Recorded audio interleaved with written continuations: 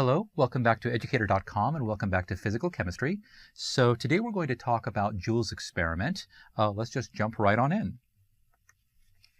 So recall in the last lesson, what we did is we said that energy was a function of both temperature and volume, and we created this total differential expression we had, which was du equals du dt sub v dt plus du dv sub t dv.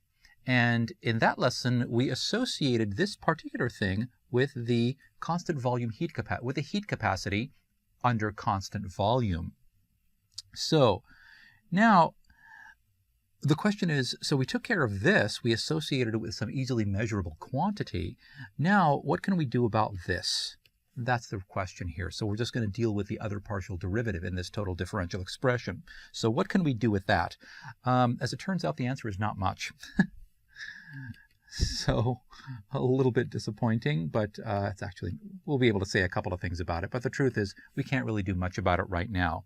So let's talk about this thing that this Joule's experiment. So let's go ahead and draw out what it is that he did. So he came up with something very, very ingenious. So this is going to be water. And of course, this water, there is a thermometer in it to measure its change in temperature, things like that. And there's a little stir in here to make sure that the water is stirring up well. And let me go ahead and draw this little apparatus in here.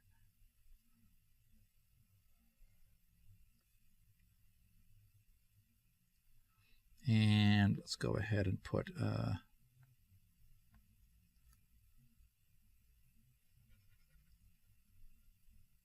okay, so this is A and this is B, and I'll go ahead and sort of shade this one in. Okay, so basically what the idea is this. We want to find out, so remember du dv, we want to find out if there is a change in volume, what is going to be the change in energy? Because that's what this derivative says. It's the rate of change of energy as, you know, with respect to volume. Per unit change in volume, how much does the energy change? So basically what he did was this. He took this apparatus, which consisted of this two bulbs separated by a stopcock. We evacuated this chamber altogether, this B, and A is filled with this gas. So basically what we do is we take this thing and we drop it into this, you know, tub of water, and we allow this to come to thermal equilibrium, the system to come to thermal equilibrium with its surroundings. When that happens, what we do is we open up this stopcock. Because it's evacuated, this gas is going to expand. So it does experience a change of volume. And then upon this change of volume, we allow the system to come to thermal equilibrium again, and what we do is we measure the temperature change of the water. So that's what we're doing. We're seeing if there is going to be some energy change based on a change in volume. We're trying to measure this.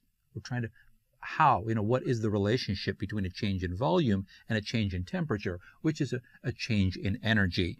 And here's what actually happened.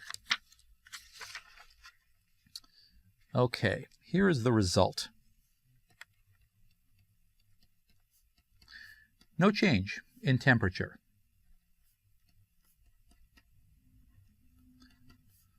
It was a bit surprising. The expectation was that you would open this up, the system would undergo a volume change, there would be a temperature drop or a temperature rise, and then heat would either flow in or out, and that heat flow in or out would be measured by this.